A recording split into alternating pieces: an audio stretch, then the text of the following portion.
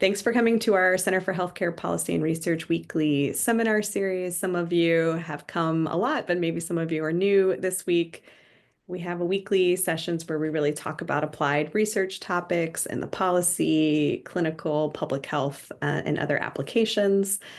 And this week, we're really, really fortunate to have Dr. Priya Shete join us from UCSF and speak about a large-scale program to try to blend a lot of those topics, the research, the public health, and the policy topics into one.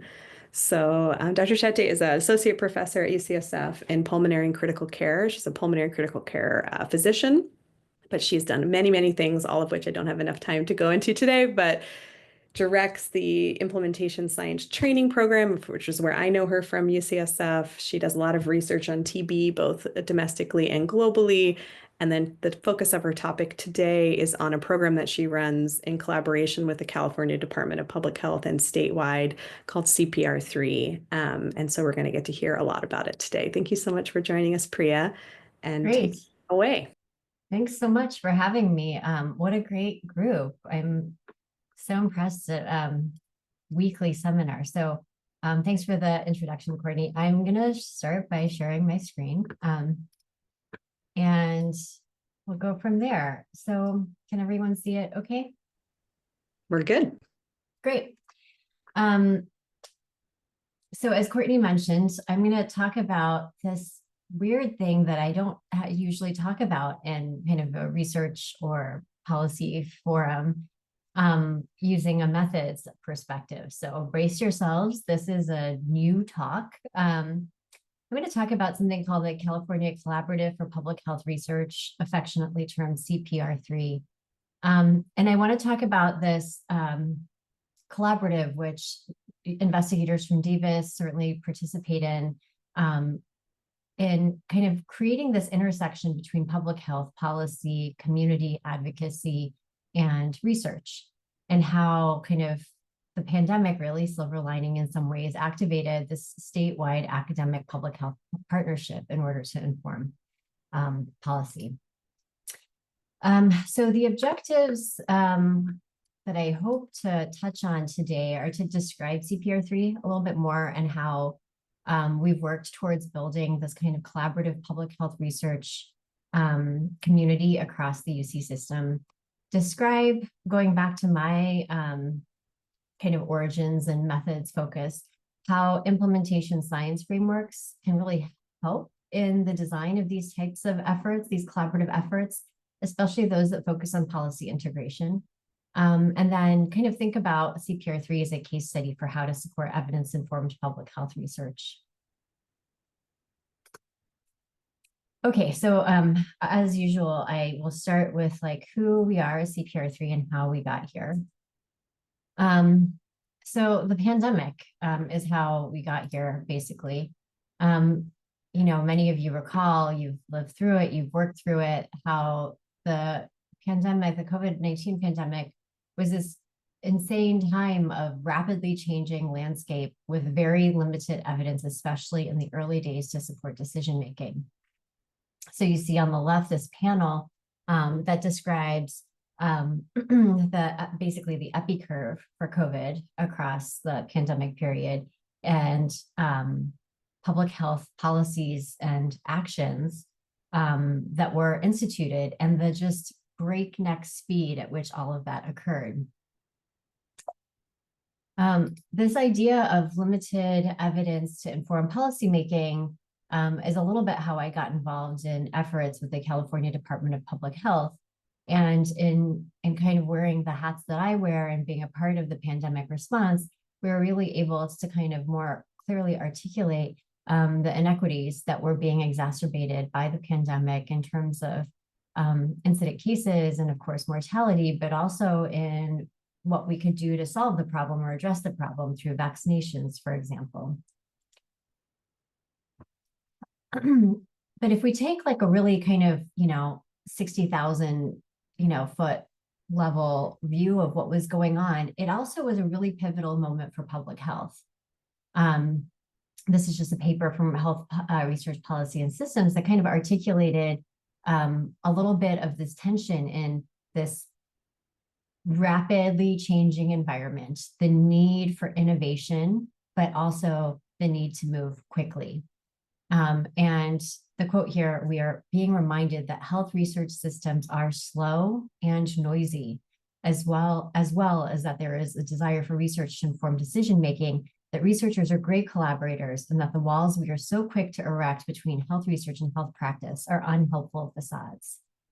And so what we also wanted to articulate in thinking about what to do to address that siloing that often happens between research and public health policy is to think about these things also from an implementation science lens. You guys have probably seen this a number of times. It's the kind of innovation to practice continuum, all of the things that have to kind of go into place when we get kind of basic foundational research done and translate that evidence into actual daily normative use in a health setting or public health setting, that some people estimate that this is a 17-year journey that it takes from start to finish.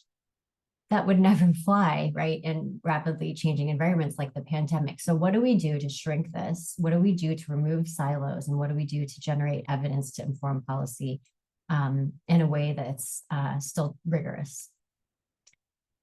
So as part of that work with the California Department of Public Health, we were able to start 2 initiatives that really designed to kind of take the entire UC system, which is full of smart people like you, investigators, scientists, scholars in a wide variety of disciplines, to use as a think tank to inform this kind of rapid needs for evidence to inform policy.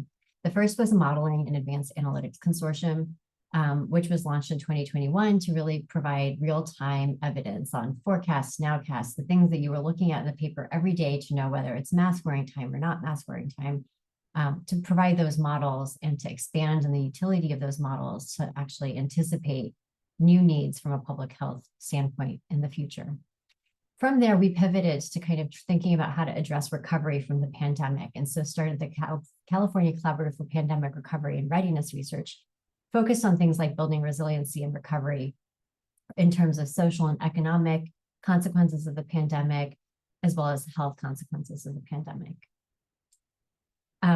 Those 2 things have now kind of come together into a more generic California Collaborative for Public Health Research. And that's because we as a society have moved away from the pandemic, but there are tons of other public health threats and public health areas of interest to pursue. Our mission is to harness the depth of expertise from all of you and all of those at the UC system, including a variety of policymakers, community service organizations, to do high impact public health research, and in doing so to make meaningful change in the lives of the people who are affected by those public health policies on a daily basis. To kind of articulate what we do, we have started to coin this term translational public health research, which really involves 3 things. Kind of crafting with a variety of stakeholders high priority public health research agendas to address the needs that are pressing in our society now, to amplify public health research by providing investigators and scientists and scholars targeted investments and technical assistance to close knowledge gaps, and then facilitating the translation of these things through community engagement and evidence to policy strategies. Okay, so that was a lot of like gobbledygook, at least a little bit to me. And so as I started to kind of think a little bit more about what are we and what do we do, effectively, I think the term knowledge broker is a safe one to use. That we serve as an intermediary, well-positioned to understand policy and community needs, connect people who need evidence, as well as people who are generating evidence, to provide technical assistance and support to kind of make those relationships work, to convene the right people at the right time to integrate evidence into thinking for policy, and then to be an organization that can landscape other relevant contextual factors as they come up.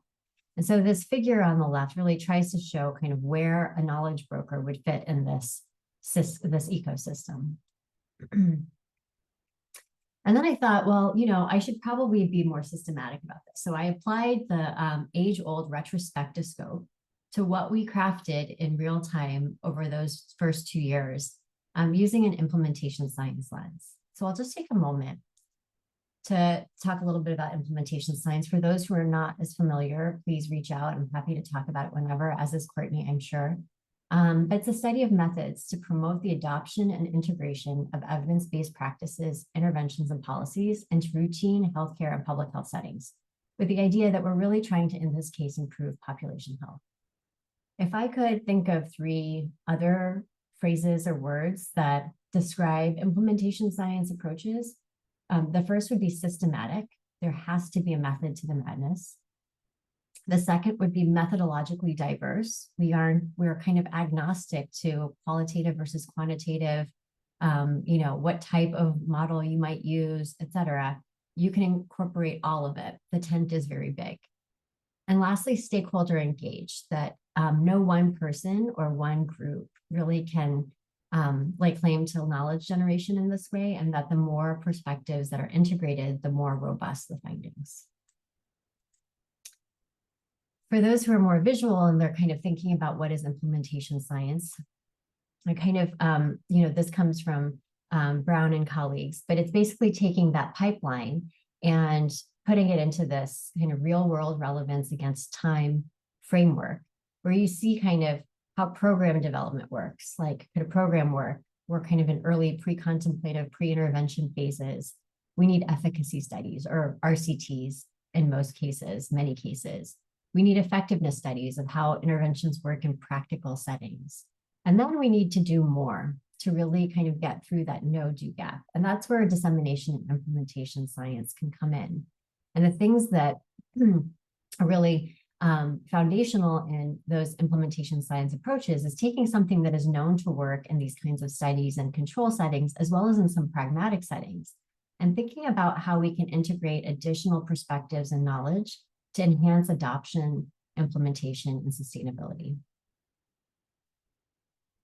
So because implementation scientists like systematic approaches, we are just like swimming in theories, models, and frameworks for how we do our work and how we like to map evidence and evidence generation and data into our thinking. And so here I present one such framework, and it kind of reflects the previous slide: exploration, preparation, implementation, and sustainment framework. It's called EPIS. And it basically tries to think about factors that are important in getting something from this inner context, or the place where programs occur, behavior occurs, even small letter P policies can occur. For example, a community health center or a local community health system, and how that can map to larger scale sustainable change through this kind of outer context, or things like capital P policy, and things that kind of influence larger scale programs, investments, and other resources. There's a lot that went into the creation of this EPIS model. For those who are familiar with implementation science, a lot of it came from the consolidated framework for implementation research, and then was integrated with 2 additional domains, that of bridging factors and that of innovation factors, which I'll get to in a moment. One of our colleagues at the University of California, San Diego, went a step further and thought about this kind of framing in the context of policymaking. So Erica Crable and colleagues created a policy optimized version of this framework to be more specific about how you get from like little p policies, things that happen locally, to like big policies. And she defines policies as just a set of decisions that are made. And you can think about them from a legislative perspective or an executive, government perspective, or you could think about it in the context of kind of social norms as well, but the set of decisions that are made to kind of govern kind of larger scale communities. And so she kind of recrafted the EPIS framework in this way to focus a little bit more on policy. And I'll the references here on the slide, and I think you'll get them, but I encourage you to take a look at it, because she really is forcing us to think a lot about how we define policy in a way, and how we understand the function of policy, such that we can understand how to support the creation of evidence-informed policy. And I'm going to go through that a little bit more in detail, now thinking about CPR3. And so this was the personal struggle that I've been going through, which is like, where do we fit and what is it that we do? And is that the right approach? And so thinking about CPR3 as a knowledge broker and thinking about where we might fit in the context of this kind of framework will be the subject of the next few slides. So it struck me that this idea of a knowledge broker really probably encapsulates, if you look at that figure and think a little bit more deeply about the EPIS framework, the bridging factors and the innovation factors. And again, I'm using the retrospectoscope here. This wasn't like a prospective decision, but I feel really lucky that I think we kind of nailed it in terms of coming up with bridging factors to support the alignment between the outer and inner context, that kind of localized evidence generation to larger scale policymaking. And some of the key activities that Dr. Prabel and colleagues point to in being a bridging factor or providing bridging factors are thinking about formal engagements, relational ties, and processes. And when I've talked to people a little bit more about CPR3 and what we do, this is like the extremely boring stuff. This is the unsexy, like, this is not the West Wing of policymaking. This is like contracts, finances, agreements, MOUs, data sharing, those sorts of things. And so I'll just kind of cover a few of those things that we've done through CPR3 in the course of our work so far. First is that we've created governance structures that allow us to convene key stakeholders in a regulated environment where everyone has transparency in decision-making, roles and responsibilities, where people are rotated through based on terms of reference, and there's a clear recruitment that occurs. Our current governance structures include an executive steering committee that provides kind of assessment of overall vision setting and strategy. It's currently chaired by Kirsten Bibbins-Domingo, a longtime UCSF faculty who's now editor-in-chief of JAMA, as well as the former Secretary of Health, Mark Galley. He just stepped down last month, the director of the California Department of Public Health, an executive director from California Pan-Ethnic Health Network, Karen Savage-Sangwan, Tracy Delaney from the Public Health Alliance, and Teresa Maldonado, who represents UC Office of the President Research. And so using these people to kind of provide overall vision and strategy has been really informative and also allowed us to kind of make sure that the decisions we take as an institution and organization are sound and we are accountable, right? We also have 3 kind of subcommittees. One is a data governance committee, which integrates key stakeholders involved in the data landscape across the state, including like UC Health related data, but also California Department of Public Health surveillance data, teams, et cetera, to kind of talk about when is it appropriate to share our data? How do we share data? What's like the way we share it? Those sorts of things. So really kind of data use and integration clarity, modeling and advanced analytics to continue to think about prioritizing rapid evidence generation from modeling, which has become really central and focused to decision-making for public health. And then finally, an evidence to policy prioritization committee, which is a mouthful. And really that is a group of stakeholders in service to the state who kind of think about what public health research questions are most impactful in service to the state as a way to start establishing research agendas that are shared across multiple stakeholders, but also to think about how the results of evidence that are generated can be then put into kind of key hands, right, for community service organizations, advocacy, policymakers in various branches of government, et cetera. So the other boring thing that we do that's been really instrumental is related to data use. Remember our bridging factors. And so we crafted the first ever UC-wide data use agreement with the California Department of Public Health that now sets up access in a data sharing pipeline for public health data related to COVID, certainly, and now expanding to all communicable diseases. And this allows this group of stakeholders, right, and through our governance structures, a way for investigators to rapidly access this data that is often very challenging to get on an individual level, with the idea of reducing barriers to innovation. We also established networks and fora for people to meet and share ideas on emerging topics. We kicked off these consortia meetings in 2021 to mostly support kind of analytics and modeling, contributing to decision-making in the pandemic response. But we've kind of continued and expanded, and you see a list of topics here. In addition to UC investigators and CDPH kind of colleagues, we have had people from Health and Human Services, CDC, NIH, other state health departments, the Western PAC, and other universities participate with a variety of topics depending on those prioritized needs. And lastly, that prioritization process itself can be really daunting and also a process that's not so cool and sexy and fun, right? But really is foundational to doing this work collectively together. And so we've been able to convene critical partners to identify these applied research questions and to frame it in a way that's not completely investigator identified and not completely public health led, right? To kind of have some meat in the middle around use inspired, basically basic research that can support activities that investigators might be interested in pursuing, but also to make sure the evidence that policymakers need is generated.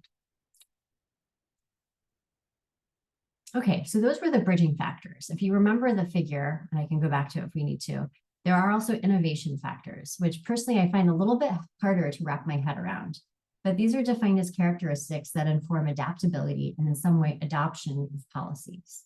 And the kind of three ways to think about that are related to innovation or policy fit, innovation or policy developers, and then additionally like other support for innovation through resources.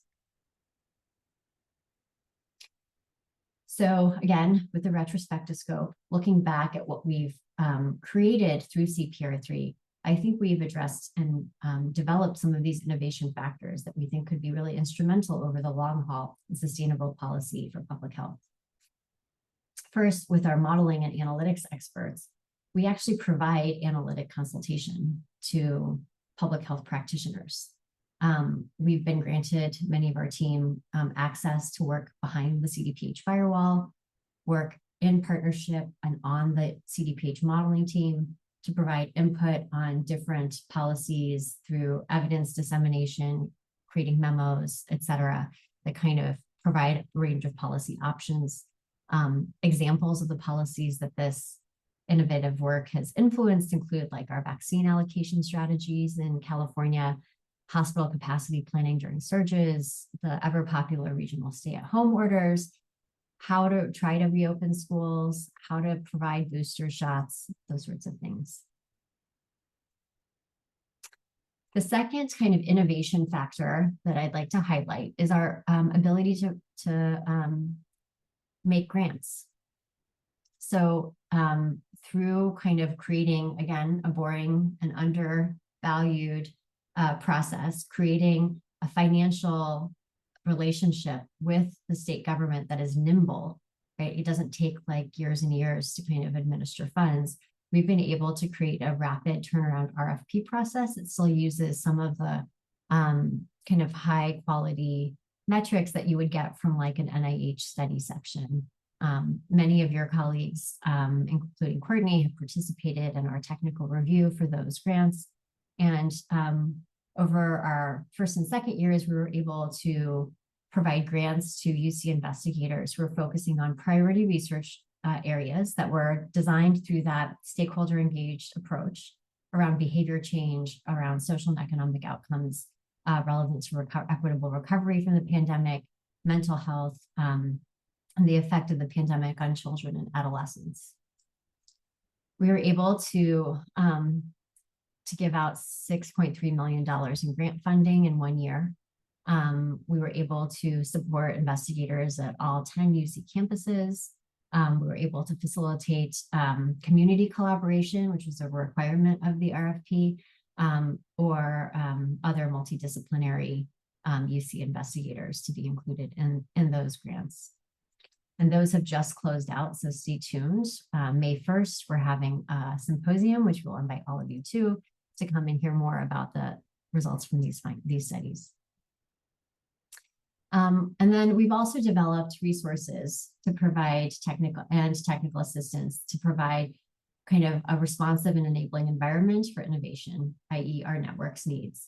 And these include things like the CPR3 research data catalog. The screen grab from our homepage is there on the screen in front of you. It includes the ability to search for different topic areas and obtain kind of research-derived data relevant to climate, environment, economic, financial well-being, et cetera. The initial pass of this version focuses on COVID-19 pandemic response and recovery related data sets. But over time, we are growing past that. And currently we have 135 data sets. You'll find a curated selection of like publications that the data have been used in, methods, who to contact if you want access, how to access the data, those sorts of things. We've also done things like provide policy brief starter kits to all investigators. These are available to folks, elevator pitch workshops for how to kind of talk about your research to policymakers.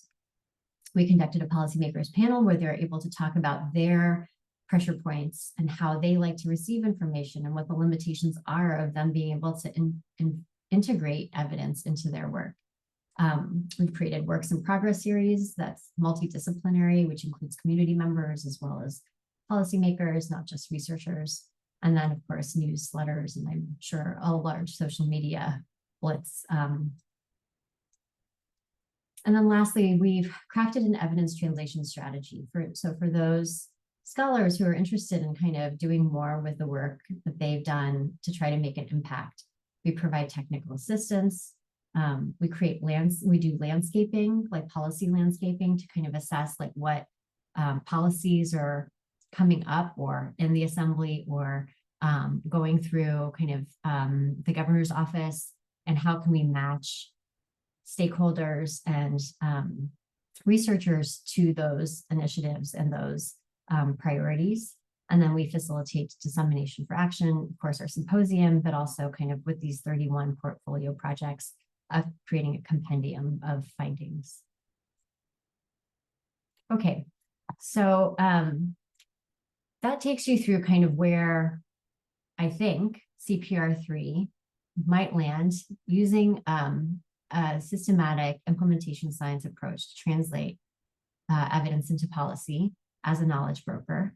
And now I'll just quickly run through, because I think we have some time, some examples of the research that have been policy relevant that we've been able to support or either through technical assistance or financially. There's research focused on communities disproportionately affected by the pandemic. This is an example from Rebecca Fielding Miller at UCSD, who partnered with the YMCA talking about community engaged action research to address caregiver burnout in socially vulnerable communities. And kind of, you'll get these slides, but kind of using novel approach to storytelling workshops to identify how childcare could be a source of resilience, not stress for families. This was recently featured actually in local media, and kind of appropriately really reflects some of the US Surgeon General's kind of initiatives and concerns about caregiver and parent burnout in the country. Oh, here's the story from Rebecca's work that was featured on KPBS. And you can kind of take a look, but it's been a way to advocate more for childcare reform, which is a nice intersection of where her research has plugged into policy. And so on the bottom, you see examples of potential policy targets where we would like to help her, and she's doing a great job, but like help her kind of integrate and share evidence to inform issues related to the Surgeon General's office, payers like Medi-Cal, Kaiser, the Child Youth Behavioral Health Initiative out of HHS, CYBHI, and Child Poverty in California Consortium, even the unions. And so thinking about how to kind of map the landscaping, which is a hard thing to do for one investigator alone, but then to kind of integrate the results from this research into those people's hands. There's more research from Carla Personoto at UCSF, who's been really interested in social isolation in older adults, and has a wide variety of community partners using a mixed methods approach, really to kind of understand the sustainability of peer programs as a way to address social isolation and loneliness in this community. And again, you can see how we have the results and kind of the methods, identifying the community partners relevant, supporting the dissemination of the results of that work through policy briefs, and then kind of engaging with potential policy targets to have access to that information. Deli Jimenez from UC Irvine School of Law did a project related to the effect of pandemic interventions on the financial health of California student borrowers, which has been really interesting to kind of think about the way that debt relief actually reduced student delinquency rates, and actually over time increased other measures like family planning, homeownership, and general savings. And how this work kind of has been presented at the Department of Education's negotiated rulemaking for last year's cycle as a way to kind of think about new initiatives on debt forgiveness. And then Dean Schillinger at UCSF has been working for a long time with youth population to describe youth artists, for example, in this case, the role of innovative and interdisciplinary research. So working with the artist community to kind of think about the ways in which they are agents of change in their communities and also agents of change in recovery and readiness from the pandemic.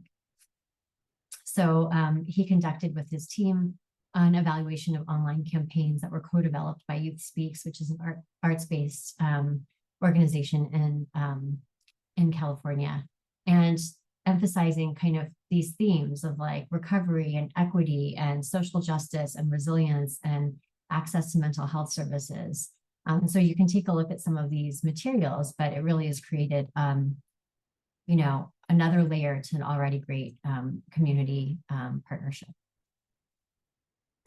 I'm going to skip this one for now, and I'll kind of end with thinking about sustainability, because if you remember that crazy figure I showed at the beginning, one end of it was around sustainment.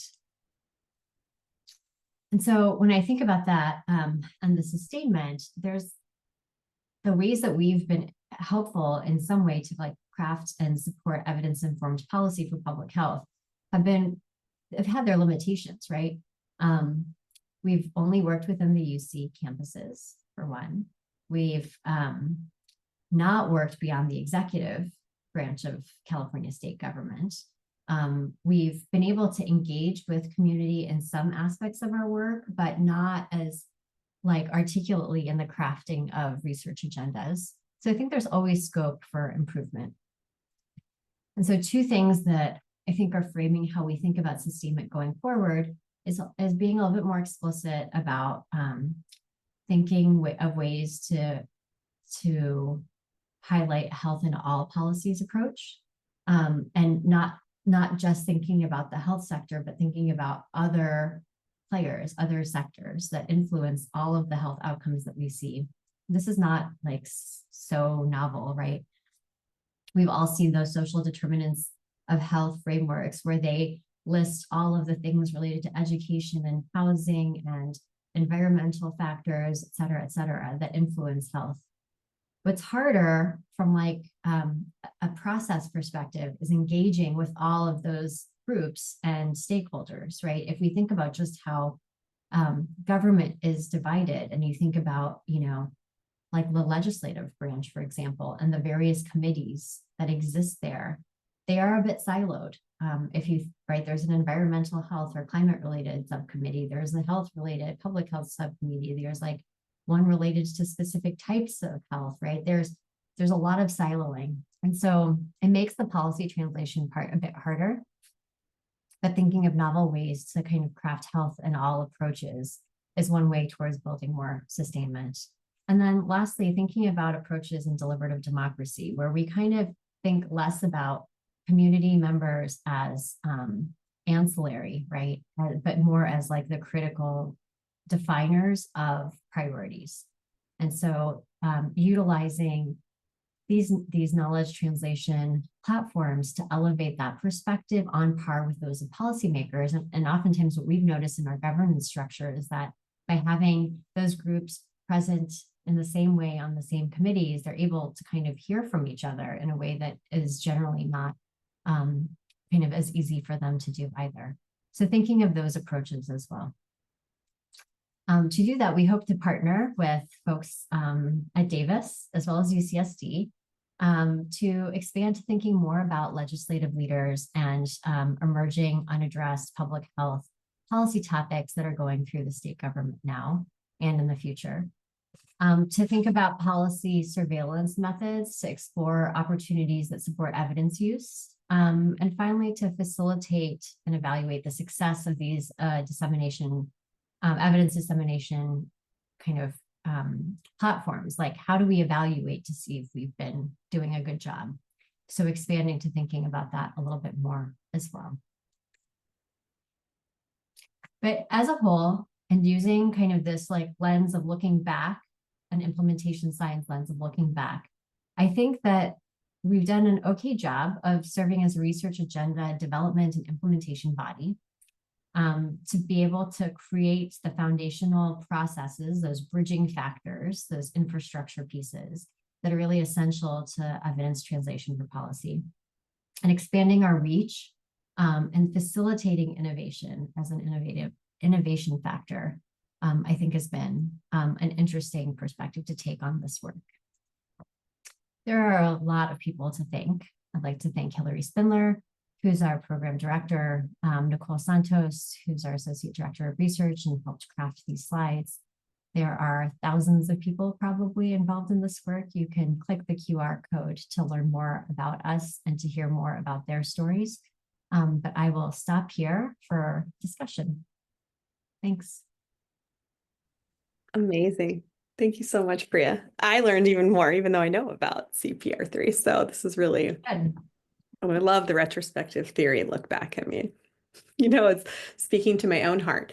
Okay, I have a couple questions queued up in my minds, but I would love to open it up to anybody else first. We have a good 15 to 17 minutes for questions. You can write it into the chat, or I believe you can raise hand feature. So does anybody have a burning question before I dive in?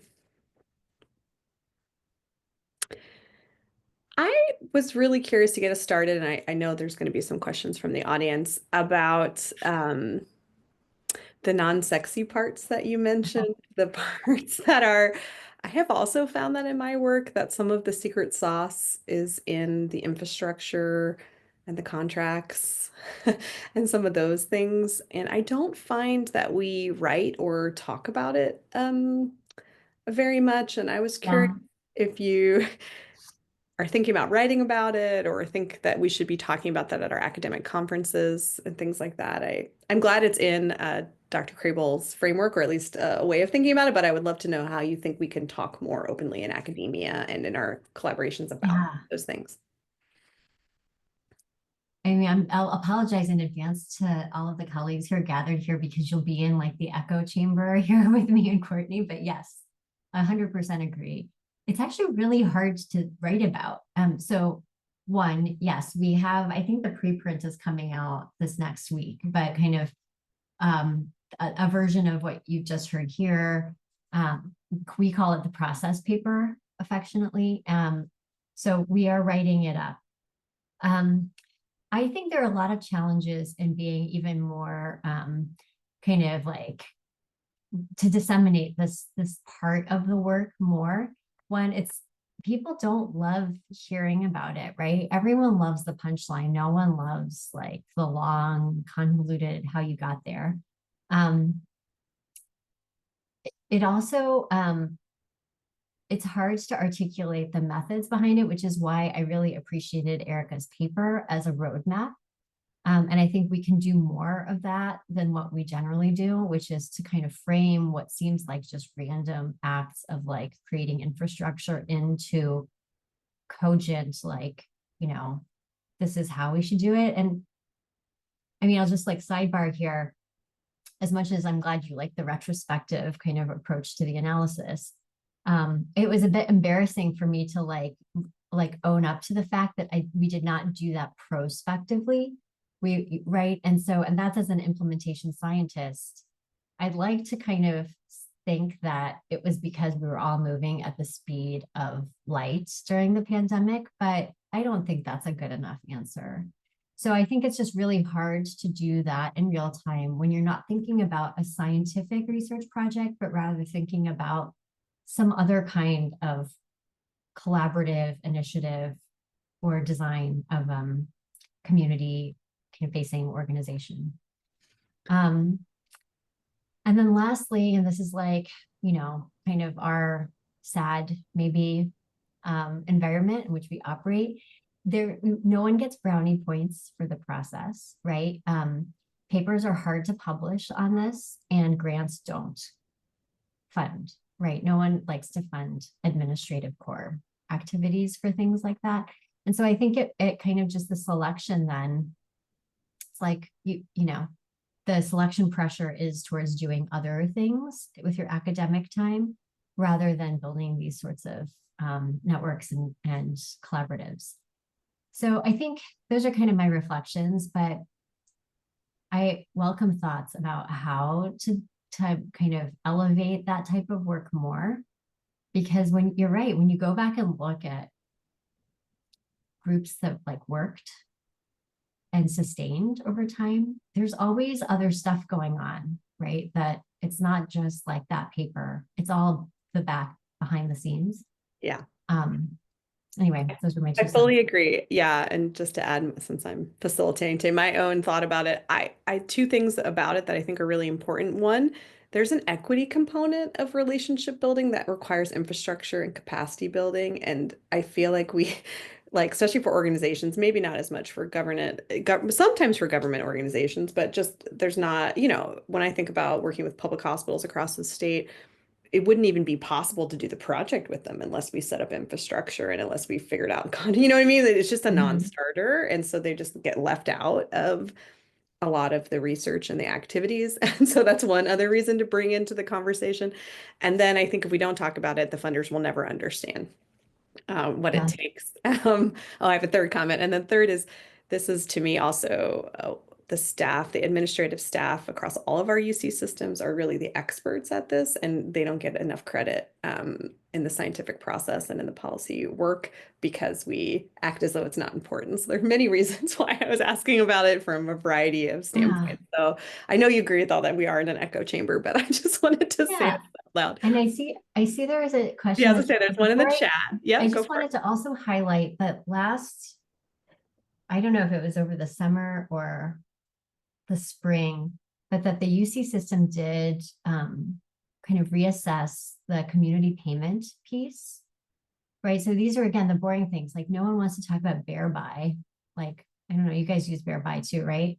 Yeah. So like no one likes talking about bear buy or my expense, right? But really, if there are barriers to being able to pay community partners at like a relevant rate, that is a non-starter then, right? And so I think they have made adjustments in the system actually where we've been able to pay people more than like a $20 Target gift card, which and I'm hopeful that these things will continue to evolve. But Well, I'm yes. going to follow up with that. We had a community engagement session a few weeks ago, and that was actually one of our main topics, Priya, Oh, was that really? we haven't solved it, at least at Davis. Maybe we don't know about the UCOP changes, but we struggle Oh, all the time on different projects to do the same thing. We all are realizing it's not the right way yeah. to pay people for their time and their expertise and their lived experience, and yet we're all trying to solve it individually. So there's the beautiful side of the process, which is you guys set up an amazing data capacity and infrastructure. And then there's the downside of bureaucracy of where we work, but we're all trying to solve a lot of the same things one by Yeah. one, which is the truth and how to. So that's why I'm putting your name out here and making more connections across. Some of us have solved this and we just need to share how we've done it so we can all just do this better together. Okay, I'm going to get to the question in the chat and please keep typing. We still have about 10 more minutes. Glorietta is asking, how do we keep frameworks flexible enough to help with sustainability and the constant changes that government encounters? And how do we move past management and gather actionable feedback from staff closer to the front line to inform and validate frameworks? Oh, good questions. I'll start with the second one maybe first, because I think it might be easier for me to just like wrap my head around. So when I think about data collection, well, how about this? When I think about feedback, I I call it, we call it feedback, but it's data collection to me. And if we think about it as data collection and call it that, then I think the answer to the concern is expand your sampling frame, right? You can come up with ways to recruit feedback from or elicit feedback from multi-level players, multidisciplinary kind of stakeholders. And, you know, if you were thinking about this as a research project, right? If you were evaluating a policy, I work in global health, I often work in Uganda. If I were evaluating a tuberculosis policy in community in the health system in Uganda, I would interview National Tuberculosis Program leadership. I would also interview providers, frontline providers, physicians, right? But I would also interview nurses, pharmacists, community health workers, people living in communities in the catchment area or who have been previously treated or diagnosed or at risk for some kind of disease. So I think if we think about some of this in the way we think about research projects, it kind of allows us to be more expansive. Doesn't mean it's easy to like go find a frontline staff member and talk about things. No, we've had pretty good success doing it. We have in review right now a paper related to kind of creating a conceptual framework around equitable recovery. And this is a sidebar, but you know, California really tried to implement a variety of equity forward public health policies. The vaccine allocation strategy, for example, was one of them. And those things were like resource heavy. And so we interviewed community members, CBO and CSO kind of leadership, but also California Department of Public Health leadership, local health jurisdiction leadership, and then the kind of health staff in those units responsible for program implementation. Everyone got like their kind of same compensation for their time for those who could accept those types of resources. And I thought it was really a great way to think about it. So anyway, long story short, I think sometimes if you apply your research brain to like a policy issue and you think about like stakeholder engagement as like a sampling problem, sometimes it can help. The first part of your question was how to keep frameworks flexible. That's a good question. I think for those who like to nerd out on implementation science methods, you're in a safe space, first of all. But secondly, this is a big debate that is happening in implementation science and has been for a long time, where there are frameworks that are considered more static and there are frameworks that are considered more dynamic. And so the one that I presented, the EPIS framework, is kind of thought to be more dynamic because these bridging factors and these innovation factors and the relational ties between all of those domains have some tools behind them. So so first part of my kind of reflection is there are some frameworks that are designed to be more dynamic. The second is that time, I think, is also important to think about in using these frameworks. And that means like a study that was done just the way you would think about research. Again, I think part of our success in this has been putting research methods onto like a policy landscape in some ways. Like if I were thinking about this as a research problem, I would say, well, people would laugh at me if I use the same data from like 15 years ago on tuberculosis epidemiology to talk about what's happening today.